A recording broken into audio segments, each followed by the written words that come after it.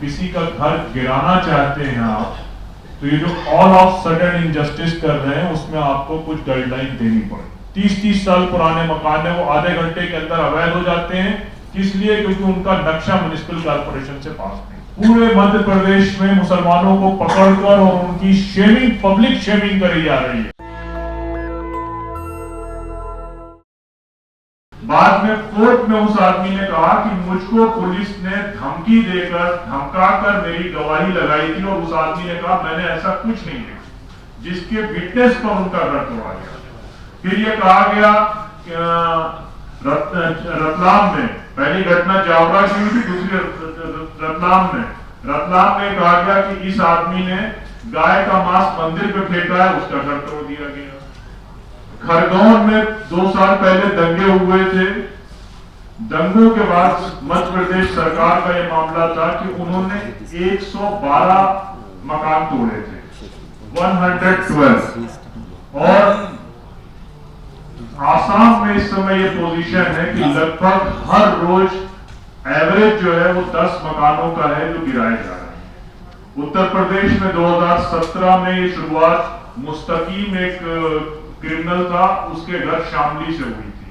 अब ये तादाद हजारों पे, कहीं भी कोई वायलेंस होगा, जिससे पहले कहा तो मध्य प्रदेश इस समय सूची को टॉप कर रहा है। राजस्थान में सरकार आते ही पहला वाकया अलवर में हुआ, फिर अलवर के बाद ये दूसरी घटना उदयपुर में है। जबकि ये बार बार कहा गया एडमिनिस्ट्रेशन से कि ये आदमी जिसको आप एक्यूज का बता रहे हैं, जो कि जुवेनाइल है, जो बच्चों की घटना है, उसमें भी पूरी फैमिली किराए के मकान में है। अब उसके नतीजे में यह हुआ कि जिसका घर था उसको हार्ट अटैक हो गया। हम लोगों ने सुप्रीम कोर्ट में इस पूरे बुलडोजर जस्टिस के खिलाफ एक याचिका लगाई थी। याचिका मेंशन हो गई है, सोमवार में इसकी सुनवाई है, जिसमें advocate, senior advocate CU Singh उसकी सुनवाई करेंगे। मध्य प्रदेश इस पूरे गेम में टॉप में है और ये प्रॉब्लम पूरा स्टेट एडमिनिस्ट्रेशन का है। तो बुलडोजर इतना बेलगाम है कि आज से 2.5 साल पहले इलाहाबाद में मकान परवीन फातिमा का था। उनके पति जावेद मोहम्मद के नाम से उनको नोटिस भेजी गई सैटरडे में 11 बजे, और उसके बाद 2 बजे उनके मकान को तोड़ दिया। सेंधवा में मैंने एक मकान देखा जिसमें केस अभी हाई कोर्ट में, हम ही लोग उस केस को लड़ रहे हैं। लड़का किसी दूसरे केस में पहले से जेल में है, उसका नाम बाद में हुए दंगे में डाला गया, और ये भी कंफर्म नहीं किया गया कि वो पहले से जेल में है। उसके मकान को तोड़ दिया गया। मकान में जो एक्यूज है उसके फादर के 4 भाई रहते थे, यानी कि ज्वाइंट फैमिली थी। अब वो 4 के 4 परिवार एक मकान से बेघर। तो ये पूरा जो केसेस चल रहे हैं उसमें हर बात पे सुओ मोटो लेने वाला सुप्रीम कोर्ट क्यों खामोश हो जाता है, ये बात समझ नहीं। और सबसे अफसोस की बात यह है कि जब हम लोग सुप्रीम कोर्ट इन केसेस को ले जा रहे होते हैं तो सबसे पहले हमको ये देखना होता है यार बेंच किसकी है। तो बहरहाल हम लोगों ने उदयपुर के केस में भी तकरीबन मोर देन 85 केसेस अभी हम हाई कोर्ट्स में डिफरेंट देख रहे हैं। इधर it is in Indore high court और जबलपुर हाई कोर्ट और in Lucknow high court and some in Guwahati. ये 80 केसेस हाई कोर्ट में डेमोलिशन के देख रहे हैं। लेकिन अभी हमारी जो पिटीशन थी जिसमें हम ये बेसिक डिमांड कर रहे हैं कि कम से कम किसी का घर गिराना चाहते हैं आप, तो ये जो ऑल ऑफ सडन इनजस्टिस कर रहे हैं उसमें आपको कुछ गाइडलाइन देनी पड़ेगी। आप उसको नोटिस दीजिए, उसको अपर कोर्ट जाने का, हायर कोर्ट जाने का टाइम दीजिए, उसमें कुछ पैरामीटर्स बताइए। अभी तो आपको खुद नहीं मालूम है कि मकान किसका और आप मकान गिरा देते हैं। जिस शहजाद का मकान गिराया गया वो मकान 6 साल से हमारे साथियों ने बताया कि वो बन रहा, और अचानक वो मकान गिर गया और अवैध हो गया।